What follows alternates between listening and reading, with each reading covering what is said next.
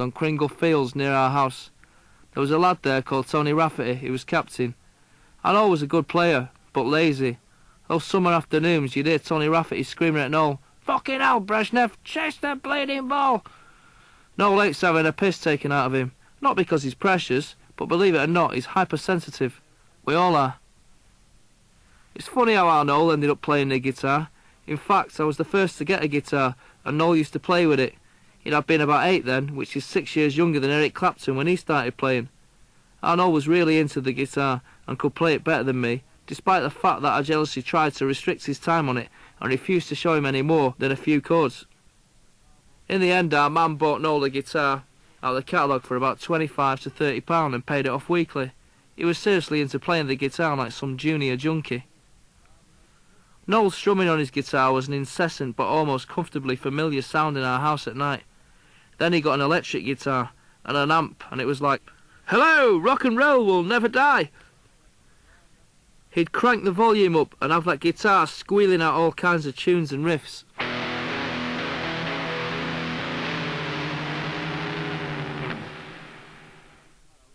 Noel always hated our dad, almost with a vengeance. It used to drive our dad mad just by sitting there saying nothing. Our dad would be ranting and raving at Noel to answer some question, or telling him to do something, and Noel would just sit there as if our dad wasn't even in the room. Noel used to annoy my dad by rejecting his Irishness. He didn't want to do all the things expected of Irish kids, and it wound my dad up.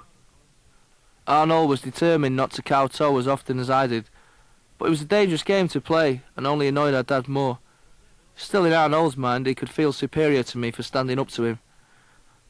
There were crazy games in the Gallagher family. Noel, he always had lots of friends. He was always popular with the girls too. He had girlfriends from the age of 8 onwards. Later in life, he'd bring them home to get my mother's verdict. He was always the steady type, Noel, and he liked to have a relationship on the go. He was engaged when he was 18 to a girl from Levenshulme, called Diane, I think. Despite romantically buying her an engagement ring from our mum's catalogue, it didn't work out. Louise Jones was his first big love. He went out with her for 6 years and moved out of our home to live with her when he was 22 or 23. Louise is really into going out and clubbing, and she's quite tough with a strong personality. She could be as moody as him as well, so they were like soulmates for a while. Soon after splitting up with her, Noel admitted, "I don't think I'll ever get over it." About a year after they split up, he met his current girlfriend, Meg Matthews, through a friend, Rebecca DeRuvo, the MTV presenter. Noel seems quite happy and settled now, and our mum likes Meg a lot. So how can I sum Noel up? He's very ambitious. He always was. He's not fantastically confident, but quite brave, funny, intelligent, a bit paranoid at times, and incredibly big-headed and very moody. I sometimes think that Noel does think he's better than everyone else, and I don't mean just musically. He loves music. He likes to hang out with cool people, always wanting and needing to be the best. But then, all the Gallagher boys do. Noel's got a strong love-hate relationship with Liam. Like I say, we've always been like that with each other. Liam goes mad at Noel when he slags him off, but that's because Noel's better at it than Liam. This is one of Noel's quotes about Liam. "Me and our kid don't want to be rock stars, but when you come and watch us, we are. We disagree on everything, except that we're members of the same band. He'll be one of the greats, because he's not trying to be a rock star. He'll upset loads of people and just carry on and not give a damn. I give him the songs and say, right, sing that and keep out of my way." He was pretty cool at school, but since being in the band he's gone completely off the wall. He's beyond therapy. If I lived in America, I would have blown his head off by now and completely regretted it. Since I live in England, I just give him a black eye or something every now and then. Shut him up. He doesn't write lyrics. He doesn't play any instrument. Doesn't write anything. All he's required to do is stand there and sing and look good. And I think he gets pissed off by the fact that he doesn't actually do anything, because he can't.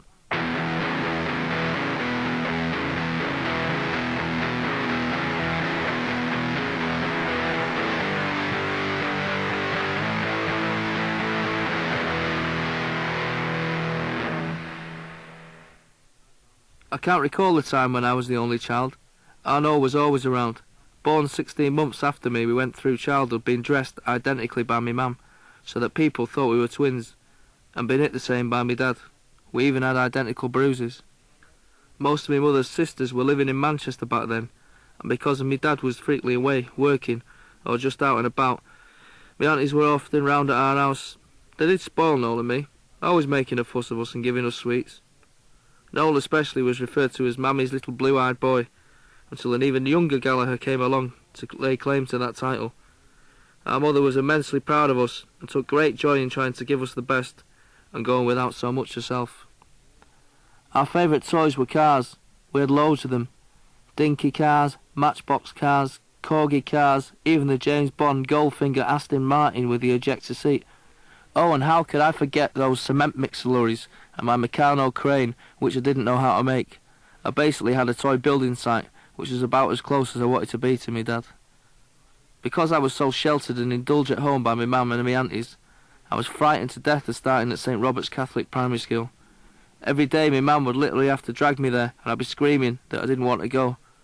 At play time, I was always on my own. The other kids used to make fun of me stammer. I had a really bad one. So did our Noel. Our stammers were so pronounced that in the end our mum took us for speech therapy every week for 4 years to clear them up. Sweets were my comfort at that age. It was around that time I was rushed to hospital to get my stomach pumped. I'd found a bottle of orange-flavoured Junior Disprin at home and eaten the lot. Well, that would have been a real rock and roll suicide, overdosing on Junior Disprin at the age of 5. It was around this time that we acquired a new little brother, a screaming, whinging brat. He cried a lot when he was a baby too. Liam was christened William John Gallagher, the William part being changed later to the Irish version of the name Liam. All the way through the pregnancy my mother kept saying she was sure it would be a girl, but instead it was a bouncing, handsome bundle of a boy who was destined one day to perform in front of the thousands and started exercising his vocal cords from day one with all kinds of wailing. Bless him. A few weeks after Liam was born, we moved house from Sandycross Street in Longsight to the plusher surrounds of a 3-bedroom council house in Leafy Burnage. A change of house meant a new school, and we started at St Bernard's Catholic Primary School on Burnage Lane. We settled in well round Burnage and played outside a lot more than we could in Longsight. I'm not bragging when I say that I was the first of my mother's sons to show a talent for music by getting into the school choir when I was 7. I got some stick from the other lads at school because I was the only boy, but I loved it. Like Pavarotti, my voice was my instrument.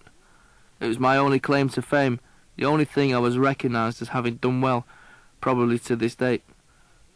We sang in Mass every Sunday and on other special church occasions.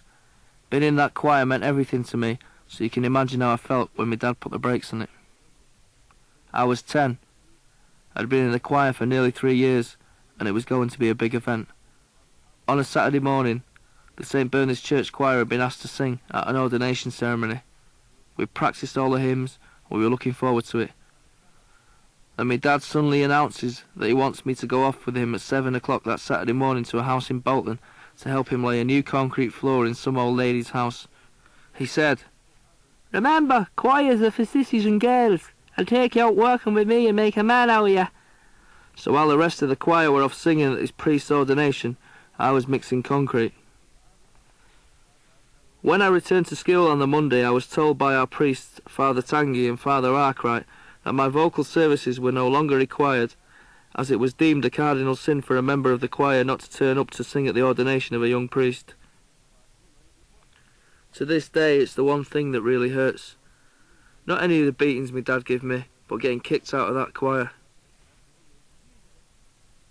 When I was 11, I went to St Mark's Senior School, an all-boys Catholic comprehensive. Every summer we'd escape from our dad for 5 weeks or so by going to Ireland with my mum and her brother, our Uncle Paddy. Paddy lived in Yorkshire, and he'd drive across to pick us up in his car and take us to Holyhead, where we'd get the ferry across to Dunleary, and then we'd all drive over to Charlestown, County Mayo, for a few stress-free weeks. Around this time I desperately wanted some money for my football cards, as I was mad on them for a while. This was the period when my dad was earning a big wage, and yet he never gave us any pocket money. He'd leave all his loose change lying out on the dresser in the bedroom, loads of it. I didn't know he counted every penny, so I stole 50 pence. And my dad found out, he went absolutely apeshit, punching me and slapping me until I ended up on the floor. To stop him kicking me in the face,